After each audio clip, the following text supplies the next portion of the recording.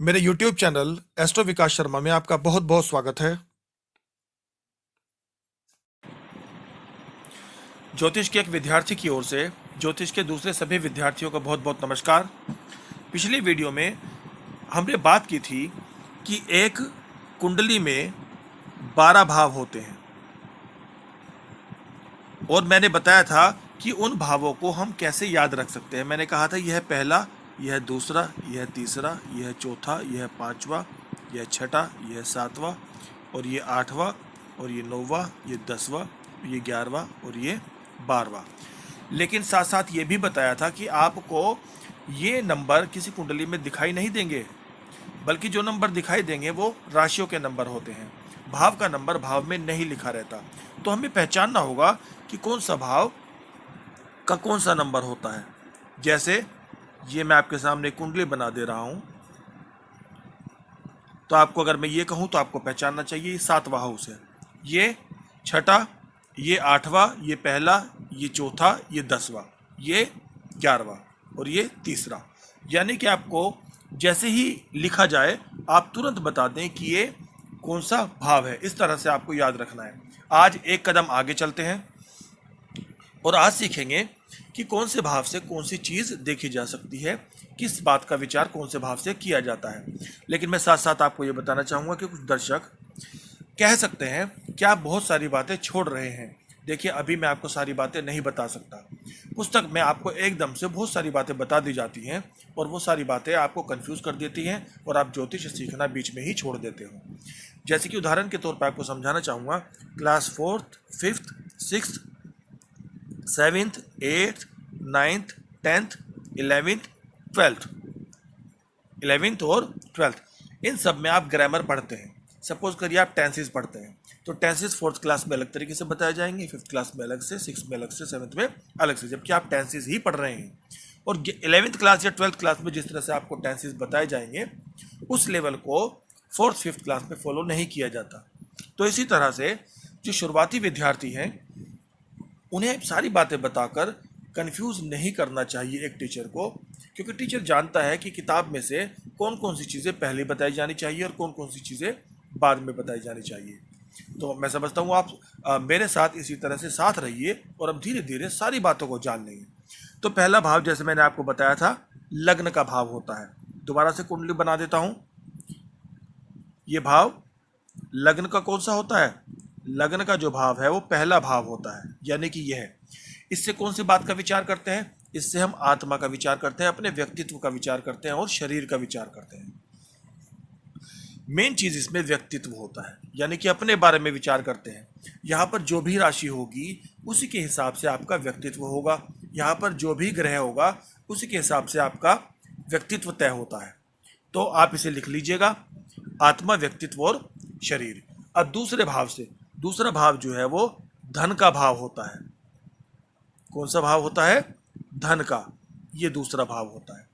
धन का भाव होता है, ये वाणी का भाव होता है, या ये परिवार का भाव होता है। अब इसे धन भाव और वाणी भाव भी कहा जाता है। धन, वो धन जो आपको पैतृक संपत्ति के रूप में मिलता है, माता पिता से मिलता है, ये उसका भाव होता है। अब तीसरा भाव, ये भाव जो है वो पराक्रम का भाव होता है। लिखा हुआ है, देखो, पराक्रम। पराक्रम छोटे बहन भाई का भाव होता है। ठीक है। पराक्रम कौन सा? जो आप पराक्रम करते हैं, जो पराक्रम आप में होता है। और यहाँ से छोटे भाई बहनों का भी विचार किया जाता है। अब इस तरह से चौथा भाव, भाव के बारे में आपको पता चल गया है। अब मैंने लिख के बताया है, चौथा भाव जो है वो माता का सुख भाव। सुख भाव किस तरह का? यहाँ पर भौतिक सुखों की बात हो रही है, भूमि, भवन, वाहन, नौकर चाकर आदि। इसके बाद विद्या का भाव, पांचवा भाव जो है वो विद्या का, शिक्षा का भाव होता है। संतान का भाव होता है, बुद्धि का भाव होता है। अब इसी तरह से मैंने जैसे कि आपको बताया था कि छठा भाव जो है वो त्रिक भाव होता है। यहाँ सर ये जो है अच्छे भाव नहीं होता। इसमें हम किसका विचार करते हैं?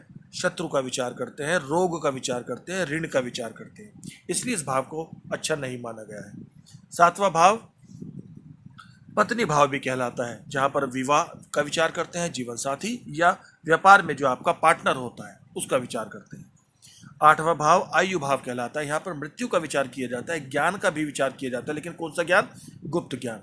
9वें भाव पे आ जाते हैं, यहाँ पर हम नौवें भाव को भाग्य भाव कहते हैं। यहाँ पर धर्म का विचार किया जाता है, पिता का विचार किया जाता है और भाग्य का विचार भी किया जाता है। यानी कि पिता का विचार हम कौन कौन से भाव से करते हैं? पिता का विचार नौवें भाव से भी करते हैं और 10वें भाव से भी पिता का विचार किया जाता है।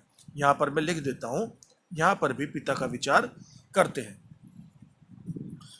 10वें भाव से 9वें भाव से हम भाग्य का विचार करते हैं, पिता का और धर्म का विचार। 10वें भाव से कार्य क्षेत्र। एक बच्चे ने, एक दर्शक ने मुझसे पूछा था कि जब मुझसे कोई पूछता है कि मैं कौन सा कार्य करूं, मैं जॉब करूं, मैं व्यापार करूं, तो इसका पता कैसे लगाते हैं? इसका हम जानकारी जो है हमें 10वें भाव से मिलती है। लेकिन कैसे मिलती है उसके बारे में मुझे आपको थोड़ा सा आगे बताना पड़ेगा, क्योंकि कभी कभी हम इसके लिए नवमांश कुंडली का भी विचार करते हैं। नवमांश कुंडली भी देखनी पड़ती है। नवमांश कुंडली अभी बहुत आगे का विषय है। तो कर्म भाव, आप नौकरी करेंगे, आप व्यापार करेंगे, क्या करेंगे, आपका कैसा कर्म होगा, कौन से कर्म से आप अपनी रोजी रोटी कमाएंगे, इसका विचार 10वें भाव से किया जाता है। 11वां भाव, इससे आय, लाभ, आपकी इच्छाएं कि आपकी आय कैसी होगी, कम होगी या ज़्यादा होगी। 12वां भाव फिर से त्रिक भाव आ गया। इसमें हम खर्च जो हमारे व्यय होते हैं उनका विचार करते हैं और विदेशी यात्राओं का भी विचार इससे किया जाता है। अब मैं दोबारा से कुंडली आपको बना के बताता हूँ। देखिए कुंडली इस तरह से बनती है। पहले एक वर्ग बनाते हैं, फिर ये विकर्ण बनाते हैं जिन्हें इंग्लिश में डायगोनल्स भी कहा जाता है। उस तरह से एक काइट बना देते हैं। पहला जो कि आपके बारे में हम जहाँ से विचार करते हैं, आपके व्यक्तित्व के बारे में विचार करते हैं, बिल्कुल इसके ठीक सामने 7वां भाव, यहाँ पर आपकी पत्नी के बारे में विचार किया जाता है। पत्नी कौन होती है? Life partner. लेकिन लाइफ पार्टनर के साथ साथ यहाँ पर व्यापार में जो आपका पार्टनर होता है उसका भी विचार किया जाता है। अब ये फोर्थ से आपकी माता का विचार किया जाता है, आपकी सुख का विचार किया जाता है, वाहन, भूमि, भवन का विचार किया जाता है। इसके ठीक सामने आ जाइए आप 10th हाउस, ये पिता का भाव होता है। यानी कि यहाँ आपकी माता, यहाँ आपके पिता, यहाँ से पिता का विचार किया जाता है, साथ साथ यहाँ से कर्म का विचार भी किया जाता है। दूसरा भाव आपका वाणी का और आपकी पैतृक संपत्ति का। तीसरा भाव पराक्रम का और छोटे बहन भाइयों का। और 5वां भाव संतान का भाव और शिक्षा का भाव। 6ठा भाव रोग, रिपु, ऋण, यानी कि शत्रु, रोग और ऋण। और ये 8वां भाव ये मृत्यु का भाव है और यहाँ से कुछ गुप्त ज्ञान का भी हम विचार करते हैं। 12वां भाव यहाँ पर विदेशी यात्रा या फिर आपके जो व्यय होते हैं उसका। देखिए ये मैंने आपको कुंडली दोबारा से बता दी बनाकर। अब आप इसे लिख सकते हैं या आप इसे जैसे मैंने आपको बताया स्क्रीनशॉट भी आप ले सकते हैं। अब ये आप सोच रहे होंगे कि ये मैंने कहाँ से लिखा है। ये सब मैं आपके लिए नोट्स तैयार कर रहा हूँ और जब ये कंप्लीट हो जाएगा सारा काम तो मैं पुस्तक के रूप में ये आपको उपलब्ध कराने की कोशिश करूँगा। और याद रखना कि इसकी जैसे पुस्तक या इसकी जैसे नोट्स आपको किसी भी पुस्तक में नहीं मिलेंगे। इसमें यहाँ पर जो है मैंने फलित ज्योतिष पर ज़्यादा काम करने की कोशिश की है, क्योंकि गणित ज्योतिष की आज के समय में ज़्यादा ज़रूरत नहीं होती। वो आप ऐप वगैरह वगैरह पर भी देख सकते हैं। अपनी डेट ऑफ बर्थ, अपना प्लेस ऑफ बर्थ, अपना नाम डालकर आपके सामने कुंडली चार्ट आ जाता है। अब फलित कैसे करना है? पुस्तकों में फलित के बारे में बहुत थोड़ा, बहुत कम और बहुत एक अव्यवस्थित तरीके से दिया होता है और विद्यार्थियों को पता नहीं चलता कि कहाँ से पढ़ें, किन चीज़ों को पहले पढ़ें, किन चीज़ों को बाद में पढ़ें। इसलिए मैंने कोशिश की है कि इसमें आपको बिल्कुल स्टेप बाय स्टेप अपने साथ एक एक कदम आगे लेकर चलूं। अगर आपको कोई परेशानी है, कोई कन्फ्यूजन है तो आप मुझे कमेंट करके पूछ सकते हैं। अच्छा, एक विद्यार्थी ने एक प्रश्न किया था कि मैं राशियों के बारे में तो बता रहा हूँ लेकिन ग्रह जो है वो नक्षत्रों में भी गोचर करते हैं, इसके बारे में नहीं बता रहा हूँ। देखिए नक्षत्र का जो अध्ययन है वो राशियों का बहुत सूक्ष्म अध्ययन है। अभी मैं उसके बारे में बताऊंगा तो आप कंफ्यूज हो जाएंगे और शुरुआत में ही आपको इतना कंफ्यूज कर दूंगा तो आप ज्योतिष सीखने का विचार छोड़ देंगे। ये नक्षत्र जो है ये राशियों का भी सूक्ष्म जो है अध्ययन होता है। एक राशि में लगभग 2.25 नक्षत्र होते हैं। ठीक है, तो बारीक अध्ययन है, वहाँ तक भी हम चलेंगे धीरे धीरे, लेकिन एकदम से इतना कुछ बता देना आपको असमंजस में और कन्फ्यूजन में डाल देना है। अब आपसे रिक्वेस्ट है कि आप लाइक करें और कमेंट करके मुझे ज़रूर बताएं कि आपको समझ में आया है या नहीं आया है, और इसे शेयर भी करें। अगर मुझे आपका साथ मिलता रहा तो वादा है आपसे कि आपको ज्योतिष आपके लिए इतना आसान बना दूंगा जैसे आपको टीचर आपके 4th 5th 6th क्लास में आपको आपके सब्जेक्ट को आसान बना दिया था। नमस्कार, धन्यवाद।